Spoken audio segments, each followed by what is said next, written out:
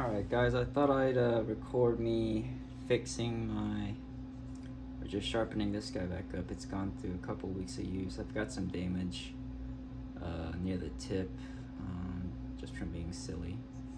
But this is a K390 Delica. This isn't going to be a reprofiling. It's already been profiled to 15 degrees per side. Last time I polished it pretty high, I think mirrored, but it's gotten scratched up. I have a center clamp for my TSProf K03. Basically it just has two arms that attaches to this and brings it to a tension bar. The thing with Spydercos is they have a full flat grind, meaning it's flat but it tapers from the spine all the way down to the apex, so it gets thinner. So you need something to kind of wedge itself in to hold it in place. So this one will accomplish that because you can adjust the height of this and also the height of this to kind of make that wedge. Also, I'll just get some felt or leather or something. This is a wharncliffe, so it's going to be pretty easy to clamp. You just want to, put it straight on, not too hard. So I'm just lining it up, and I'm going to tighten the back to make the to force these out and push the ends in.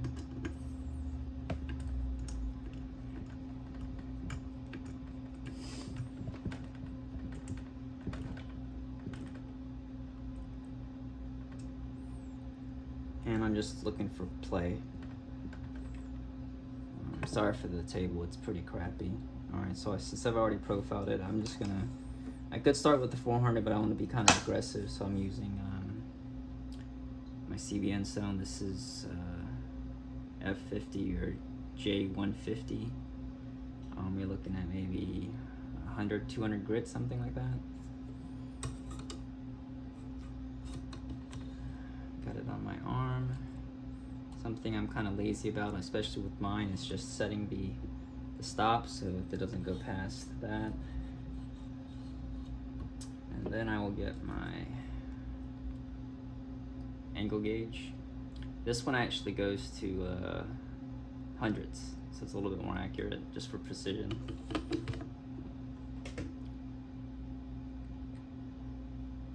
It's really sensitive. Zero it there.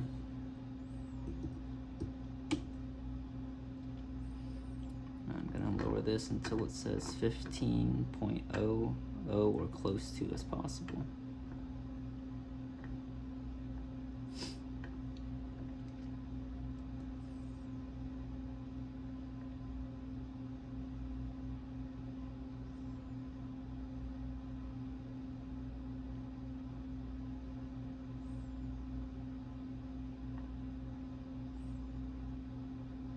And that's pretty close.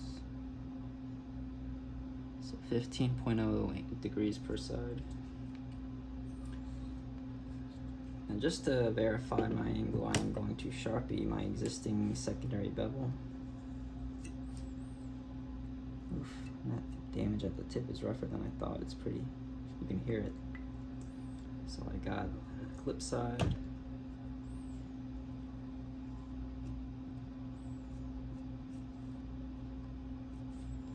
Got my show side. Stuff I have on hand, shop towels.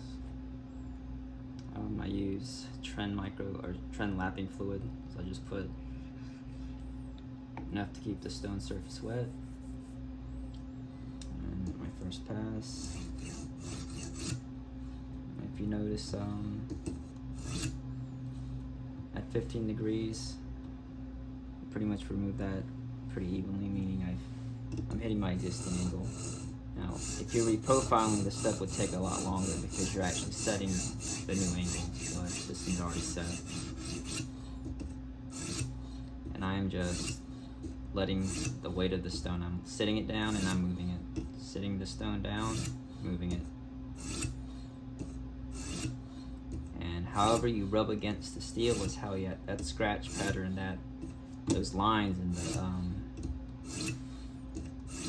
the bevel look. So if I was roughing, I would do all kinds of ways to remove or hog off as much steel as I could, but that's not my goal. I'm just trying to re-apex it, fix some damage at the very apex. And I do flip often.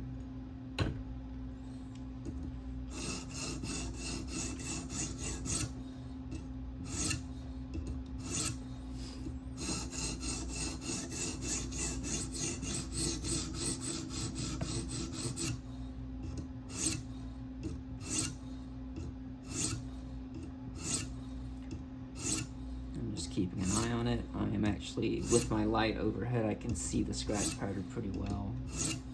I can check for any inconsistencies in it, and once again, I'm just letting the weight of the stone and the stone holder do its work. I'm not pressing down. I'm not trying to hog off steel. And I can actually see the burr on this side. It's a little glint at the very end of my apex because of the light. I don't really have to feel anymore because I can see the consistency of it. If there's breaks in that glint, that means that there's little spots that it's not fully apexed. So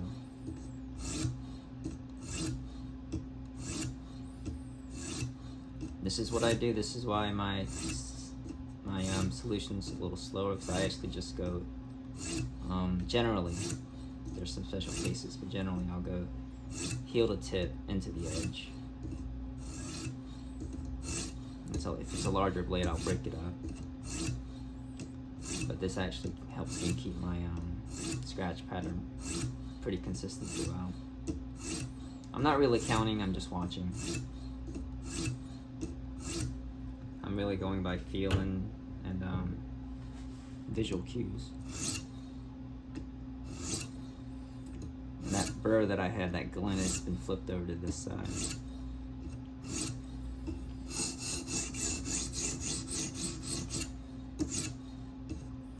Sometimes I'll do that to flip it faster if I want to speed it up.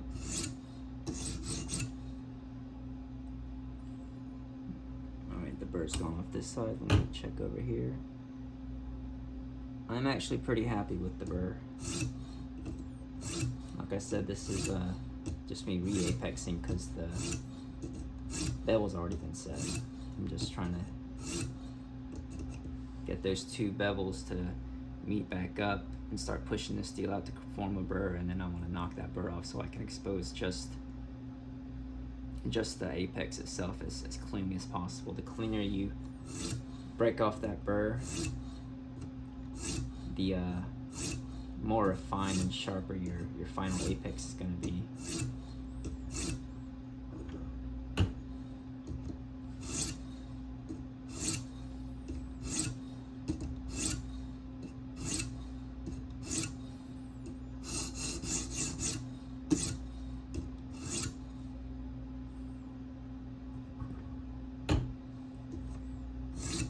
I'm just continuing to watch the burr flip.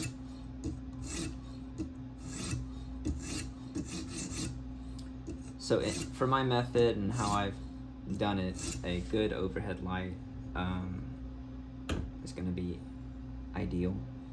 Expensive, no. Just I got this one off Amazon. It's just a LED circular light that I've clamped to the desk and have it pointed generally above my workstation so it can reflect off of the steel of the blade.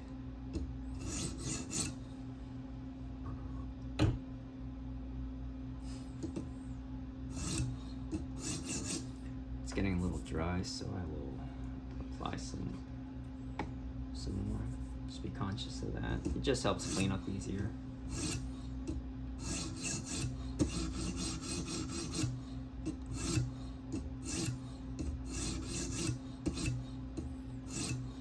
Also, when I get to the tip, I'm just letting it go over. I'm not rolling it off because that's going to round off your tip.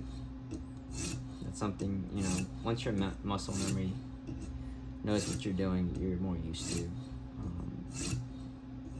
just want to let it ride right over.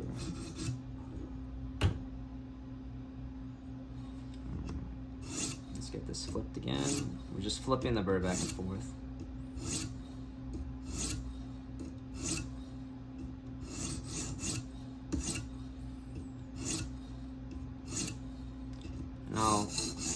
camera here in a second to see if I can show you on camera what it looks like.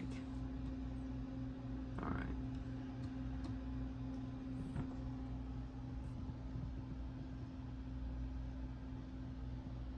If you can see that glint, that's the burr at the very apex. Okay. Now once I run my steel on there now,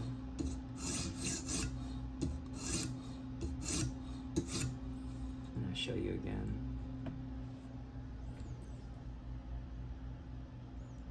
See, that glint is gone.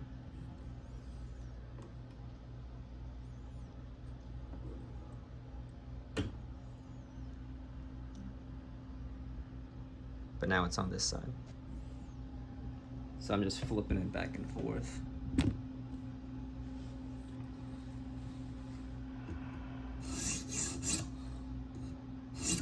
The larger grit you're using, the rougher the stone you're using, and depending on the steel, the more stubborn that burr is going to be.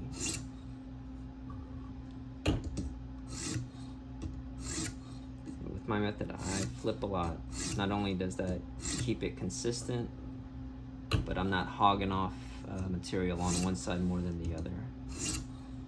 How I've learned stuff is I've incorporated a lot of other people's methods. I've tried them, I've made some of it my own, and I've done what gives me the most repeatable and consistent results. So you don't necessarily have to do exactly what someone else does, just with time and experience. I mean, at least that's how I do it. I'm not telling you that's the only way to sharpen, but that's been my, what's given me success. I'm gonna go ahead and move up to the next stone. I'll just get my shop towel, get some alcohol on there. I'll just rub my stone, and also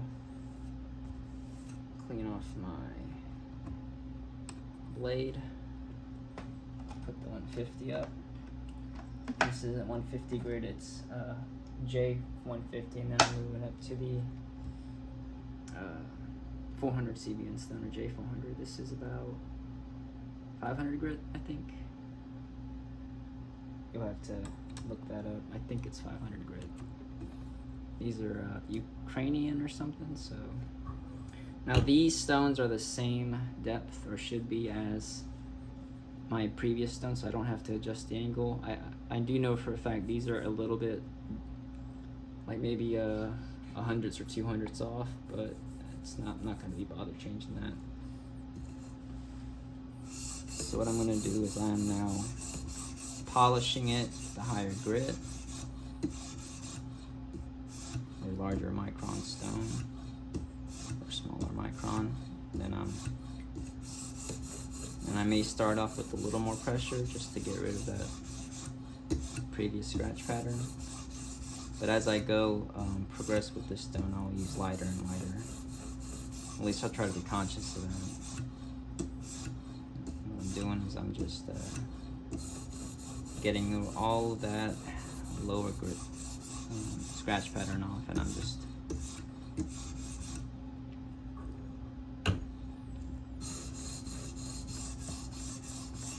once again I created a burr. Now this burr is a lot harder to see. You can still see it with the light. I'm sure you could feel it. I'm gonna actually check. I haven't really felt a burr in a while.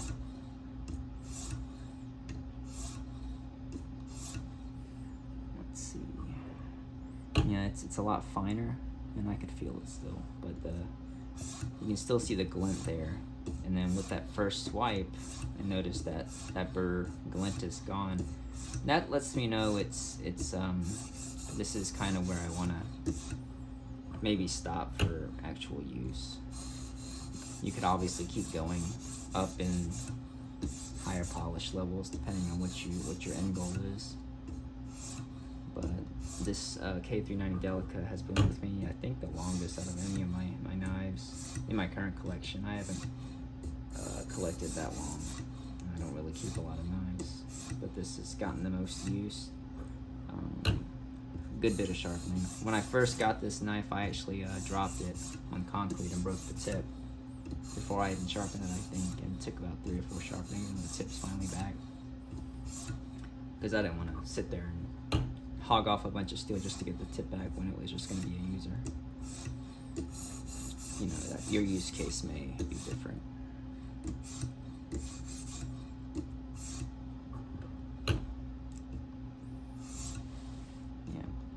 I just saw the burr, and with that swipe, I don't see it anymore. So I'm gonna use lighter pressure, just maybe 3 passes, 4 passes. And I'm also watching the scratch pattern to make sure it looks uniform.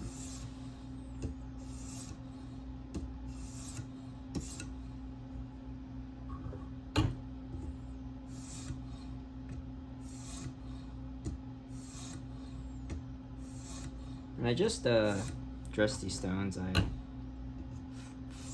flattened them, I guess, with some silicon carbide powder earlier today.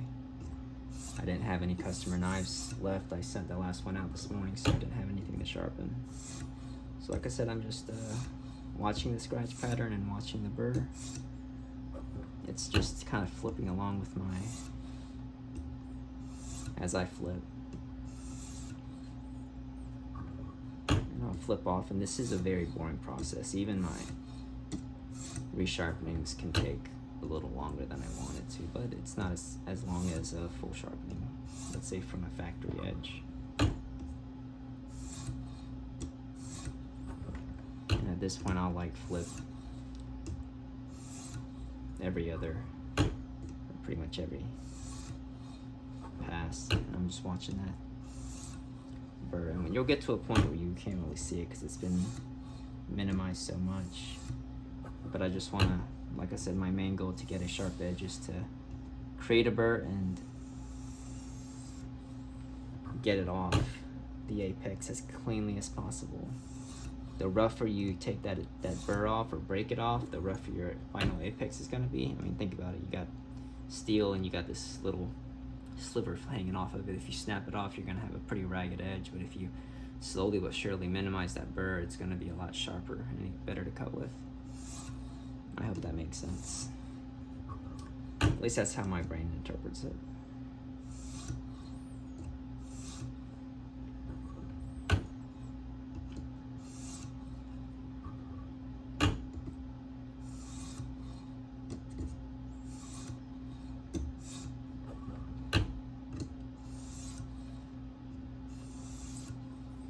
Remember to try to vary your pressure.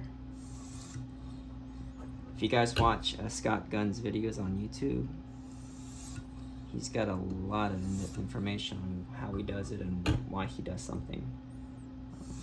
If you guys, at least for me, know the reason behind what you're doing, like the purpose of why you're doing something a certain way, it goes a long way into helping you understand the process and getting it. So definitely check out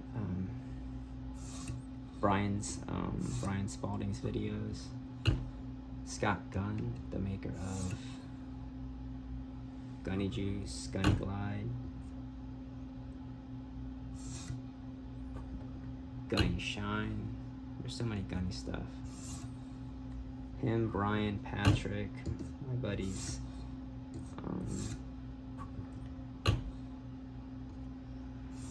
Been a lot of great guys that I've talked to and I still talk to. You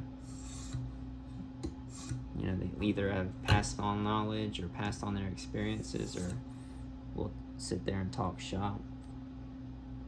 See, now I'm feeling the apex. There's no burr, and when I run my finger across it, it's just digging into my skin.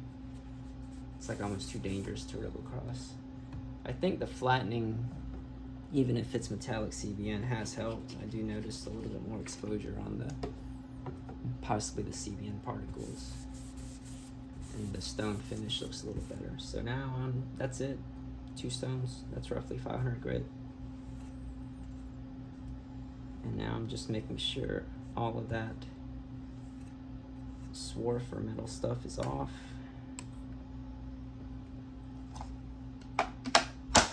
I'm gonna grab my 1 micron leather strop. This has got 1 micron gunny juice. I just freshly applied some new stuff on there, so I refreshed this one. And I do know that this is roughly about the same thickness as those stones, so I'm not gonna bother shaking it. Just realize leather, wood, at the end of the day, the stuff that you actually use as far as emulsion is gonna be the biggest determining factor on how effective it is. So now I see a very small glint at the end. So I'm just gonna go from tip, and I'm just following my scratch pattern.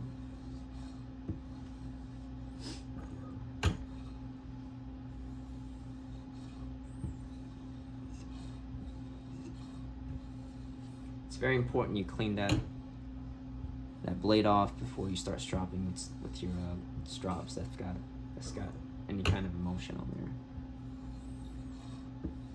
Once again, just the weight. I'm not pressing down, and I'm only going one way. Just guiding my my strop to which way to go.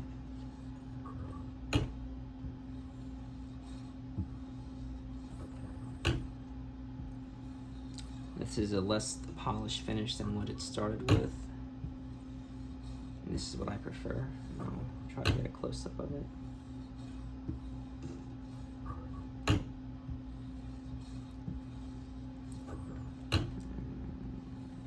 I've kind of been zoning out, and that's really more passes than I normally will do. But that's just kangaroo leather. This is the Hapstone leather strops I got from their website. But if you're switching stones or strops and they're different thicknesses, you want to check your angle if you don't have a thickness compensator. I would suggest just checking the actual angle versus just relying on a thickness compensator, unless you're sure it's pretty accurate. I mean, I'm not telling you what to do, I'm just kind of giving you guys tips. Alright, let's see if I've got some paper. I'll show you guys the edge. Oops, sorry. It's the CBN J500 finish.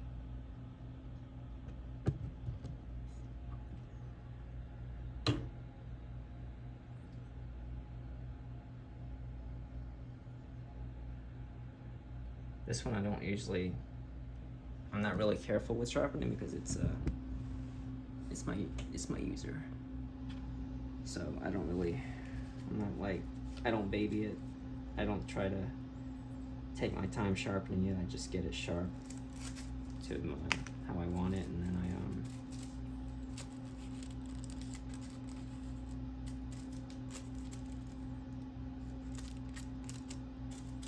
sorry, this thing's a pain in the butt.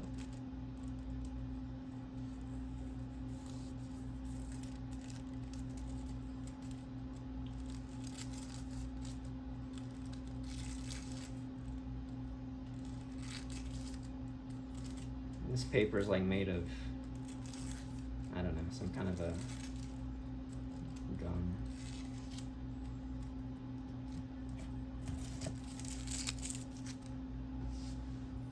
But anyway, that's it.